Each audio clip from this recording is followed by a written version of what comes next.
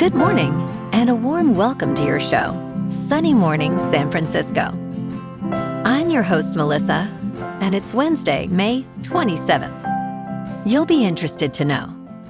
89 years ago, today, in 1937, the Golden Gate Bridge opened with fanfare, linking San Francisco and Marin County by a graceful suspension span that captured imaginations nationwide. The structure became an enduring achievement in coastal engineering and a celebrated icon boosting transportation, trade, and civic pride along the Pacific coast. So now you know. And now, it's time for the Surf Report. Wednesday at Ocean Beach. This morning, it's looking 4 to 6 plus feet with fair conditions. The wind is onshore at 6 miles per hour. Throughout the day, wave heights will drop to 4 to 5 plus feet by early afternoon. Conditions will remain choppy as the wind picks up to 12 miles per hour later on. Best time to ride is at 7 a.m. with a 1 foot outgoing low tide when the west-northwest swell is 6 feet at 11 seconds and the onshore wind is 6 miles per hour. The first high tide on Wednesday will be 4 feet at 10:30 a.m., followed by a 2-foot low tide at 3:15. The nearshore buoy in San Francisco Bar reads 55 degrees for the water temperature. Choppy conditions persist with waves ranging from 3 to 5 feet on Thursday, driven by southwest winds around 12 miles per hour. Friday sees a slight decrease in size, with waves at 3 to 4 plus feet and similar choppy conditions, while winds remain steady. Saturday offers the smallest surf of the period, with 2 to 3 feet, but fair conditions early before choppy winds pick up. This morning, it's mostly sunny, and it feels like 55 degrees with 5 mile per hour wind. The sunset will take place at 8:18, and it will rise again tomorrow at 5:54. It looks like we're in for some mostly cloudy skies today, with a high around 60 and a mild breeze. Tonight, expect continued mostly cloudy conditions, with a low of 56 and light winds picking up a bit. Looking ahead in the weather. Thursday has a chance of rain before 11 a.m., then turns partly sunny with highs near 60 and a south-southwest breeze near 10 miles per hour. Mostly cloudy nights stay mild, with lows around 52 into Friday night. Then the weekend trends sunnier with highs reaching near 62 on Sunday. Bonjour, food enthusiasts. This podcast is brought to you by Versailles Cafe and Pastries in Encinitas. Nestled on El Camino Real South, just north of Encinitas Boulevard, this cafe is a haven for culinary delights. Indulge in their amazing Eggs Benedict or their gluten-free crepes. You can grab a panini for lunch or just breeze on through to get your morning coffee. They are open every day from 8 to 5. So stop on by and don't forget to tell them Sunny Morning sent you. In local news, San Jose has launched a groundbreaking housing program aimed at providing affordable living options for public employees, offering nearly 200 reduced rent apartments at The Fay, a downtown high-rise struggling with vacancies. The Lower Income Voucher and Equity Program, known as LIVE, makes 1- and 2-bedroom units available to teachers, police officers, firefighters, and other middle-income earners at below-market rates. Mayor Matt Mahan emphasized that this initiative supports those who serve the community in one of the nation's priciest rental markets, where median rents often exceed $2,800. With an investment of $11.2 million, the city hopes to create immediate affordability without new construction. And if units remain unfilled, they will open to the general public. This innovative approach reflects a creative use of limited resources, aiming not only for stability and affordability, but also for future reinvestment in housing projects.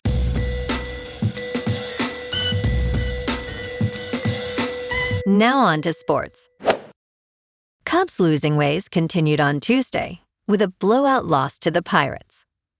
The Pirates scored 5 runs in the first inning, going on to win 12-1, while the Cubs struggled with familiar issues. This marked the Cubs' 10th straight loss. During the streak, the offense has been painfully terrible, going 1 for 13 with runners in scoring position. Despite being above 500 at 29 wins and 26 losses, the Cubs have gone 2-14 since their second 10-game winning streak. They are now approaching dubious franchise history, tied for the 13th longest losing streak. On Wednesday, the Cubs send Jameson Talon to the hill against Bubba Chandler of the Pirates. In local sports, the Giants face the Diamondbacks this afternoon at Oracle Park, down 2-0 against Arizona, with first pitch at 12:45. Trevor McDonald takes the mound against Michael Soroka in a must-win Game 3. San Francisco's bats have gone silent, just 7 runs combined in the first 2 games, and they'll need to manufacture something early to avoid the sweep. The Diamondbacks have dominated this matchup, winning 6 straight and outscoring the Giants 28-13 across those contests. On the bright side, Victor Garricoto made history Tuesday night with his first major league hit after 7 years grinding it out in the minors. A reminder that the farm system's still producing, even as the big club struggles at 22-33.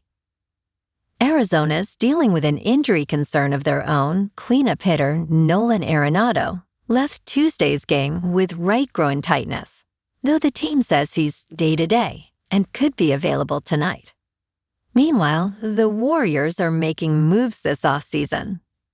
Lead assistants Terry Stotts and Jerry Stackhouse won't return, but Steve Kerr's staying.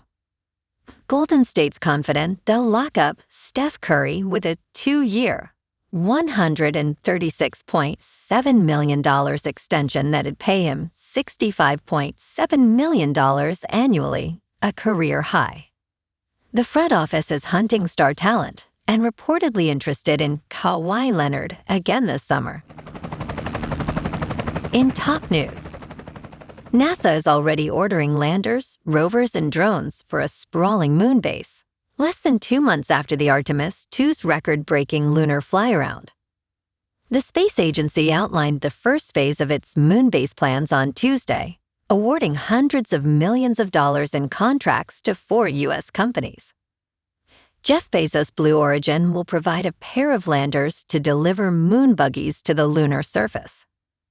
NASA is targeting Artemis II for mid-2027, with a landing by 2 astronauts following as soon as 2028. The goal of the moon base is to encourage a lunar economy while conducting scientific research. NASA is expected to invest approximately $20 billion over the next 7 years into the moon base mission. In business news, China's industrial profits surged by 24.7% in April from a year earlier, according to official data released Wednesday. This increase marked the fastest growth since November 2023. For the first 4 months of the year, industrial profits rose 18.2%. The computing and electronics equipment manufacturing sector saw earnings more than double from a year ago. However, profit declines in furniture manufacturing steepened to 54.4%. Hao Zhou, head of research at Guotai Junan International, noted that profit gains are concentrated in upstream and high-tech sectors. Exports climbed 14.1% in April from a year ago in U.S. dollar terms. In crypto movement, Bitcoin is down 1% to about $76,000. Ethereum is down 1% to $2,000. And XRP is down 1% to $1.33. Moving on to a more local vibe. In our community spotlight on health and wellness, we are working with a national Pilates studio to bring you some free classes, so listen up.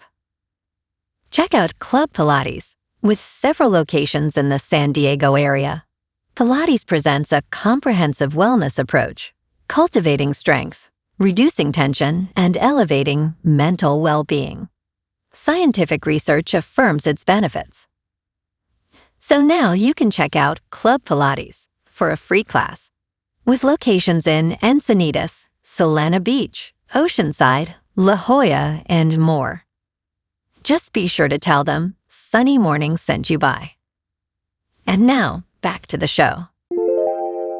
Let's talk tech. DuckDuckGo installs are up 30% as users reject being force-fed Google's artificial intelligence search.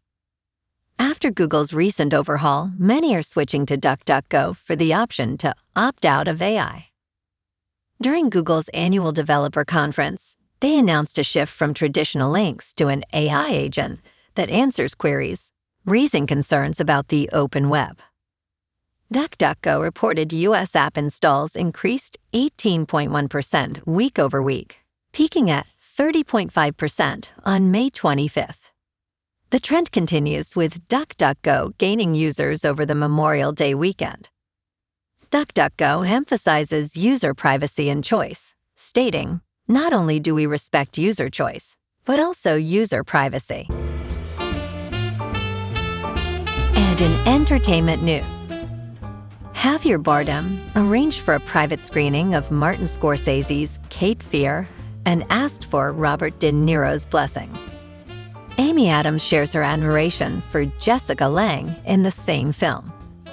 Patrick Wilson explains why Nick Nolte was one of those top guys who inspired him to act. Now Bardem, Adams, and Wilson are headlining Nick Antosca's 10-episode adaptation for Apple TV. Bardem portrays Max Cady, the character previously embodied by De Niro, who earned an Oscar nomination. Bardem describes his rewatch of the movie as a spiritual experience, asking for De Niro's blessing. Wilson cites Nolte as a primary inspiration, admiring his raw and commanding performances. Cape Fear premieres on June 5th on Apple TV. Well, alrighty folks, it's time for the quote of the day. And today, our quote comes from the American author and motivational speaker, Dennis Waitley. And he said, "Success is almost totally dependent upon drive and persistence. The extra energy required to make another effort or try another approach is the secret of winning." And that's a wrap for this morning. You can check out our Instagram, YouTube, and TikTok for some captivating aerial videos with local news and the surf reports. Have an amazing day, my good friends. We'll see you tomorrow with another episode of Sunny Morning San Francisco.